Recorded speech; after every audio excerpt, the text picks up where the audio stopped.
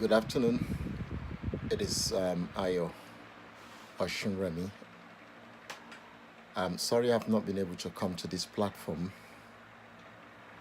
The last, say, nearly a week now, it is due to work pressure. But I just thought we'd go through this very quickly. How to grow a confident child, or how to build children up in a vibrant home where people, the two parents, work together in harmony and in unity. There is a story that quickly comes to mind. It is Isaac and Rebecca, the biblical Isaac and Rebecca. Well, as we all know, for those of you who are conversant with the Bible, with stories in the Old Testament, I think this is taken from the Genesis. Rebecca had a delay. She didn't have children on time, and eventually she conceived, and God told her that she was going to have twins, two boys, and the Almighty God predicted everything that's likely to happen, the path, the journey, who is who, and the two boys. There are two nations in her, as the Lord predicted, because He's the maker. He's the one that creates us, and He has a plan and a purpose for everyone. And that purpose and plan that He has for everyone is a fruitful one. Whether one is greater or one is less, God has a promise and a purpose for every single one of us. So Rebecca and Isaac were not to fiddle or tamper with the life predestined for those children. But both of them, Isaac and Rebecca, single-handedly, they destroyed their home, despite God's presence with Isaac and Rebecca, despite the fact that Rebecca was the chosen one for Isaac. But both of them worked against each other. Let me tell you how, and then we quickly go into words that we use to build children up. Komada, kodarara is not good. Kayama bring your mom up properly. It is not good to raise children properly, particularly with the fear of God. If you don't raise children, if you raise children with deception, if you raise children with lies, if you raise children with manipulation, if you, as being a father, step out of line and you present two-face to the children, or you as a mother present two-face to the children, no matter how clever, no matter the level of whatever both of you orchestrate in those children's lives, it will play out later on in life. And it will affect them either positively or negatively. It has a massive impact. Particularly what we say in anger towards those children. Every child is different. They are unique in every sense. And God had created them. There is a special gift God has given to you and I want to believe I'm a gift God gave to my parents. But the truth of the matter is, some of us, our travail in life, our journey in life, is either it is smooth, fruitful, and full of promises, or some it is full of ups and downs as we exodus through life. And the parents, the home that you and I are born into, your father, your mother, we don't have the choice who becomes your father, who becomes your mother, and the family that you are going to be born into. If we do, I'm pretty sure some people will want to shop differently. And some people will tell you that they will like the father and the mother that they have to be their father and mother again and again and again. Some people will say, oh no. And equally, there will be some fathers and some mothers who will, and some people will be saying,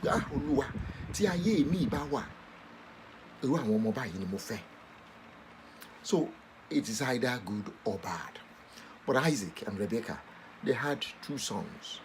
One is called Esau, and one is Jacob. Esau was a gameskeeper. His profession is a skill. He operates in climate outside of the house. He hunts animals, and I think he hunts them at the dead of night when everyone is fast asleep. He sets traps for them, goes out when everyone is dead asleep, and then wrestle with these different kind of animals, bring them home, probably sell them on. That was his profession. That is what Esau did for a living. Jacob, on the other hand, is a mommy's boy. He dwelled in tents, so he's a builder. Right? He's the kind of boy that will put his head on his mom's breast and stay there all day. So these two individuals had different callings, had a different path and journey in life. Yet they are from the same mother and the same father, who are supposed to be men, a man and a woman of God. But Isaac, their father, grew old. And it became clear at one point that Isaac loved Esau more than he loved Jacob. It also became clear that Rebekah loved Jacob more than she loved Esau. I don't know how that could be, but it played out in the most horrible way that you can ever imagine. One day, Isaac called Rebekah. One day Isaac called Esau and he told him, he said, look, I'm growing old. My eyes are failing me. In fact, his eyes that failed him. And I think heaven was knocking on his door. He said, I want to quickly bless you before I go to meet my maker. Go out, hunt for the best animal that you can find. Prepare it, bring it, let me bless it, and let me bless you. Go quickly and do that. And now, when he said that, he did not bring Rebekah into that conversation. He did not bring Jacob into that conversation. A proper father, a father that has his faculties intact, living under the same roof with his children. It is not like Jacob is somewhere in another country. He brought both of them up. Jacob was excluded from that conversation. Rebekah was equally excluded from that conversation. But, as God would have it, Rebekah could hear where she was, what her husband was telling, what Isaac was said to Esau. A proper mother, and I say this, a proper mother that seeks after the development and the welfare of her children will interject, would have stopped her husband at that point and said, no, you can't do that. You got to bless both of them. You go. She would have said, Esau, you go and get that, get the animal, bring it home. Your brother and I and you will prepare that together, present it before your father, and your father, Isaac, my husband, will bless both of you. And I will watch and I will say, amen. That would have been a home where there is unity, where there is cooperation, where both speak in one voice. But she didn't. She went and she informed Jacob. Jacob wasn't aware. The only thing that Jacob had to his own benefit was that Esau had sold his birthright. I don't know how somebody as skillful as Esau, so hungry one day he came back and he found Jacob preparing porridge. I think in my native language that kind of food is called asaro. And he was so peckish that he wanted to eat. This is somebody that will have exercised a lot of patience in the dead of night, in the forest, in the bush, waiting for his prey. How could he run out of patience when he saw food to his eye right before him, that he couldn't exercise patience to wait for his own turn, cook his own delicate and consume it? But he had to do that because God had already predicted there was going to be a leverage, one and the other. They were going to play out their life. So that had nothing to do with Isaac and Rebekah. So he sold at that point. He sold his birthright. But that played out later on. It played out later on. So what Rebecca did, Rebecca prepared, informed Jacob that these are the intentions of your father. He wants to bless Esau and not bless you. He had asked Esau to do X, Y, Z. So Esau had gone out to hunt. We will take out of these animals here, I'm just paraphrasing that now, and you will prepare, you will go and appear before your father. God so good, he cannot see.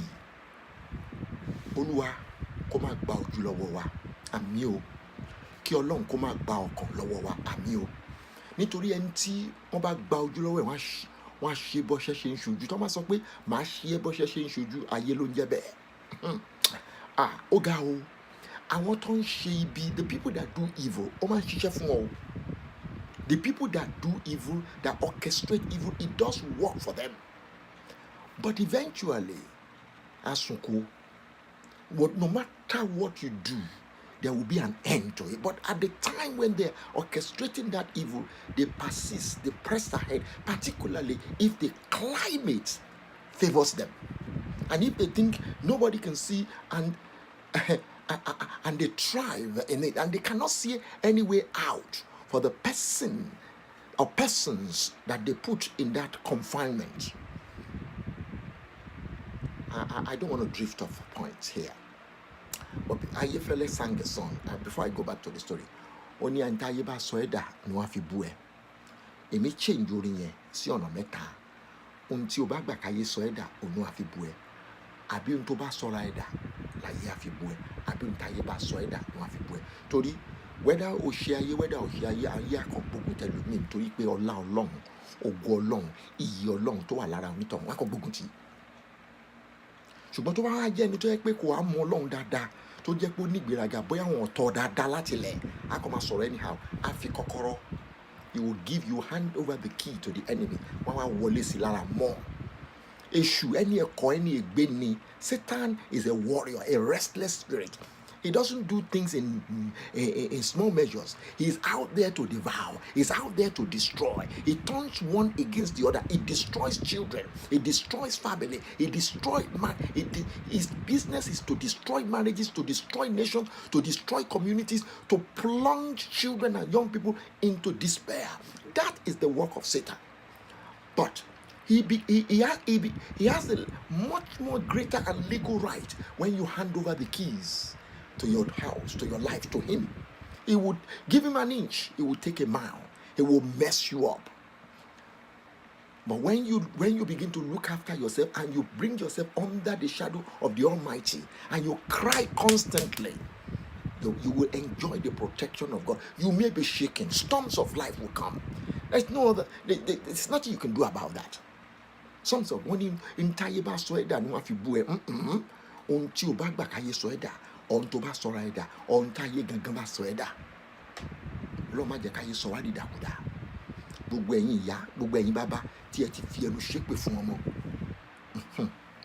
ní ọjọ́ tí èpè yẹn bá máa jà ní ọjọ́ tí èpè yẹn bá máa jà ó lè jẹ́ inú ilé yín gangan láti jà wọ́n ní tí a bá sọ̀kò sọ́jà lálómẹ́ni tó bá bá ó lè jẹ́ àwọn èpè yẹn gangan orí yín ló máa land sí. Nítorí náà ẹnikẹ́ni whoever had done what what Isaac and Rebecca did, you have to undo it before your time is out.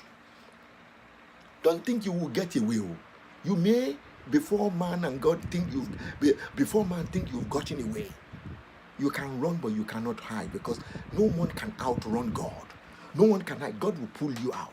Anyway, let's come back to the story quickly, because I need to round up.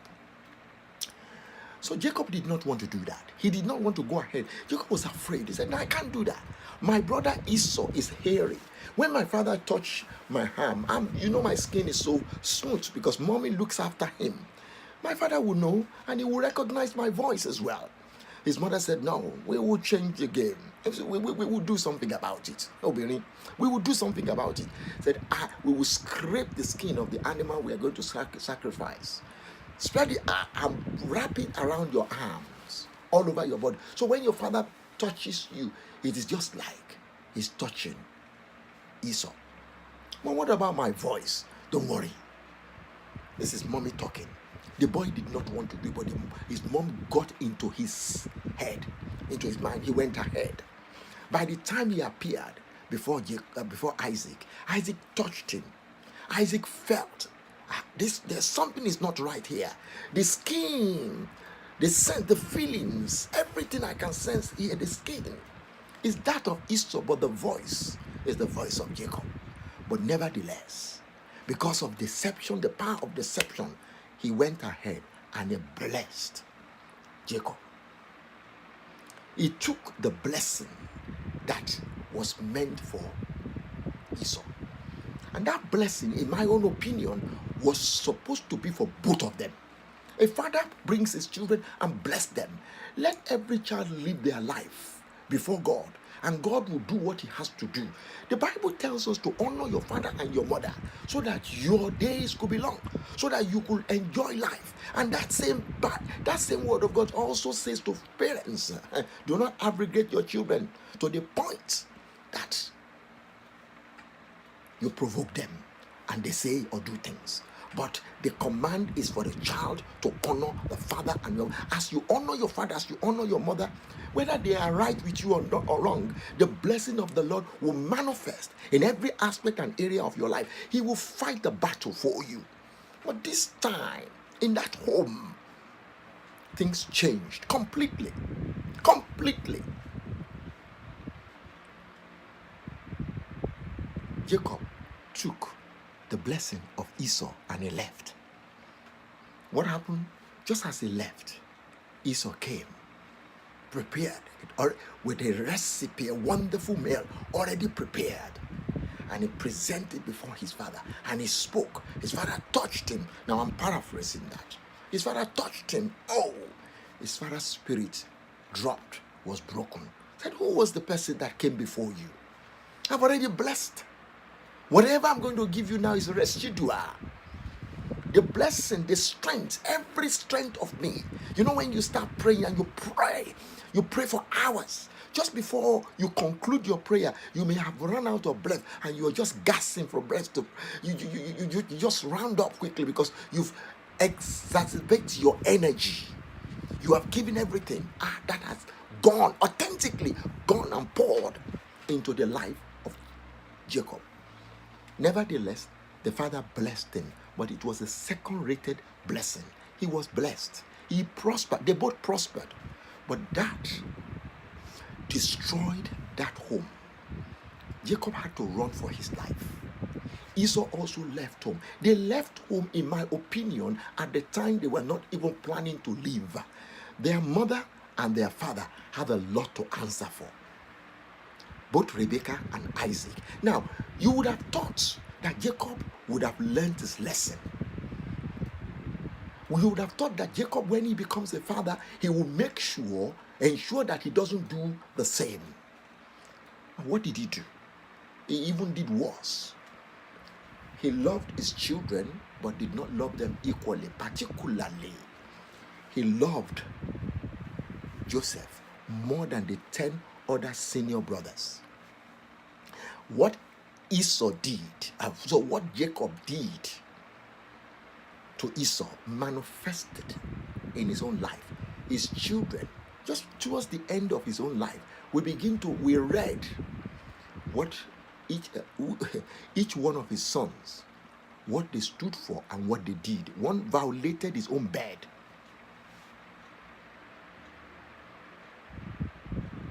And the story goes on like that.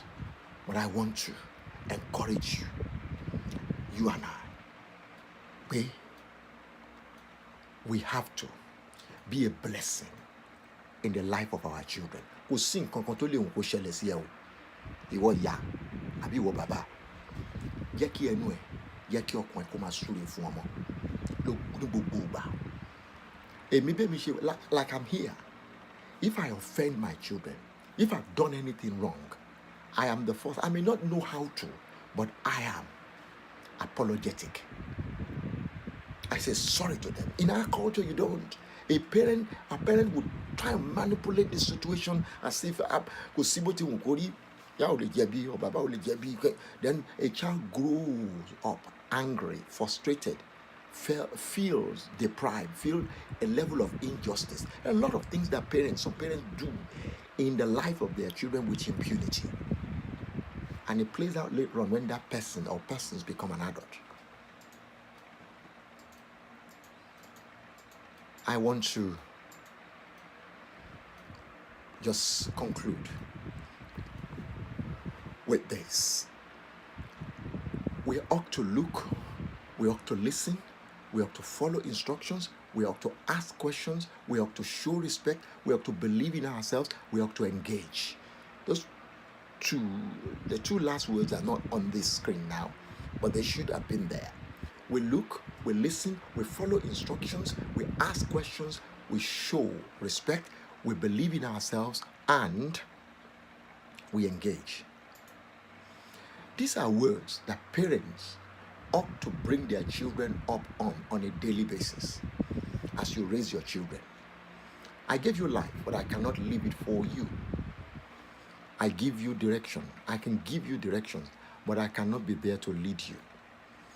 I can allow you freedom, but I cannot make you use them wisely. I can warn you about good and evil, but I cannot make you moral. I'm pretty sure Rebecca and Isaac were not saying this to their children when they played one against the other. I can teach you many things, but I cannot make you learn. I can teach you to share, but I cannot make you unselfish. I can teach you respect, but I cannot force you to show honor. I can teach you about kindness, but I cannot force you to be gracious. I can teach you right from wrong, but I cannot make your decisions. I can buy you beautiful clothes, but I cannot make you beautiful inside. I can advise you about your friends, but I cannot choose them for you.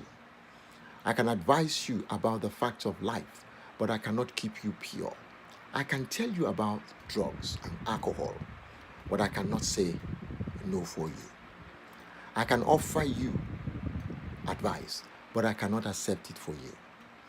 I can give you love, but I cannot force it upon you.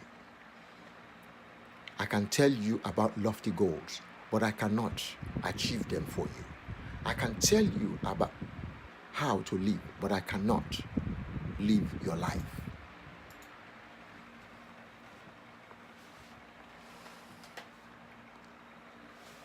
Those are the kind of words, and many more, that can be used to raise children and point them in the right direction.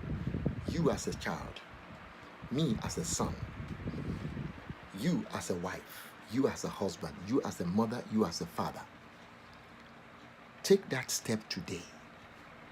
Take that step before it is too late and write what has written wrong. Use your mouth. Use your mouth to begin to bless your children. If you have 5, bless them. If you have 20, bless them. Let God do his work. The Lord will perfect the journey of your children. There will not be a reproach for you. When a child behaves or say things that they shouldn't say or behave in a way that grieves you, go back. Think. What was the journey of that life? How was that child raised? Let me tell you, every child is unique. They dissect information, situation differently. Another child, upbringing, battering, beating, calling all manner of names may not affect him or her. Another one will carry that, journey through that into marriage. Some children, before they started living, their parents have killed them. I know. Some children, especially boys, their parents have finished them. They've killed them. The only thing to conquer, nígbà tó fẹ́ yàwó, nígbà tó fọ́kọ, bam, wọ́n gbé sínú pósí, wọ́n dẹ̀ bury ẹ̀. I'm talking about pasaye or them leave. That is why you see a lot of home broken. You see a lot of marriage. You cannot begin to knit it together. We start pointing fingers. Go back. I am not suggesting that there are things here and now in the society today do not affect homes, financial situations, and all manner of things do, and what goes on in the media, social media today. But often, when a home, when children behave in an abnormal way, and that abnormal way of life becomes a normal way of life for them, go back to their foundation. What can the righteous do if the foundations are wrong? I meet children and young people and families on a daily basis through work. And when I'm on their platform, I'm very honest with them. I say to them, I can speak all day long and help you to find a way through this wilderness on your own platform. But let me be honest with you, I can relate to where you are coming from because I was raised worse than you are raised. From child, even before I was born, into adult life, and as a father, as a husband. And that is the truth. They look at me and they're shocked. I said, look, the ideal thing for any man is to be good on both platforms. For people to be able to point to you that, wow, what a profound mother, what a profound father at home and in the community. But a lot of people carry baggages, and I'm not trying to explain or excuse anything. That's not what I'm trying to do here. It is the reality. I went to see maybe about 8 years ago, or less than 8 years ago, I was talking to a doctor, and I never knew that a GP have a GP, and he now used an example. He was telling me about the kind of food that I eat or something like that nature. And he said to me that, when he goes to see his GP prescribe him certain drugs and he has to take them, and he has to take them religiously. And I'm kind of looking that you are a doctor. You don't need anybody to tell you what to do, how to live your life, because you should know. He said you cannot self-medicate, and you cannot see the whole picture of what goes wrong sometimes for you. But he's a fantastic doctor. What I'm trying to say here is sometimes some of us have challenges within the stretch of our own control, if we have any. And when we step out of that, and when we are on the field, we have huge influence, because those people that we are influencing, we are helping, we are not living their life. We leave them and come back to our own. But the best thing, the ideal situation is for us to have a 360 degrees betterment in families. It will be well with you. Go back. No matter who is promising you, àwọn kan wọ́n máa support yẹ láti fi máa gba ayé àwọn ọmọ ẹ̀jẹ̀, àwọn kan máa pè é lẹ́yìn. Wọn ò ní ba ayé tí wọ́n jẹ́ o.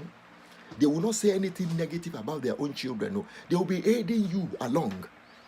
And you will be working. And they will sit back. In Kotia Shumanjeni, the devil destroys, and they will sit back and watch how family destroy each other. That is his plan, whilst they protect their own. I want to appeal to you, fathers and mothers, children, especially you children. If you have been robbed, if you think there has been a level of injustice, your father or your mother have not been consistent in what they do, seek God. You are a priceless gift to your father. They are just there. The ultimate father that you have, that writes the story of your life, is the Almighty God that created you. The next time we come onto this platform, we will look prophetically at these words. We will read through them one after the other, and we will conclude with a very big thank you. But between now and then, I want to leave you now. All the words that I've read are the choices that you have to make. I don't set goals. You may set goals for yourself, but you can only have desires for your children. So I have desires for my children to do well. I never set goals for them. I want to just encourage you. Ẹ̀yin abiyamọ, ẹ wo àwọn ọmọ yín lénìí, ẹ pè wọ́n, ẹ ṣàdúrà fún wọn. Kò sí tó lè mú kọ́mọ yẹn ṣe. Ìyá àjọkùnrin, ìyá àjọbìnrin. Ẹ má jẹ́ kẹ́nìkan kan tàn yín o. Àwọn tó ń ṣe ibi ṣiṣẹ́ fún wọn, ṣùgbọ́n máa ń sunkún gbẹ̀yìn. God bless you. Ẹ má jẹ́ kán mòye yín o. Ọ̀ka láyé mi kì í ṣe tó o bá lọ jẹ́ wọ́n mòye ọ̀ka aka ẹ̀ ò ṣògbọ́n o. Wọ́n á sọ ọ̀ka di iyán.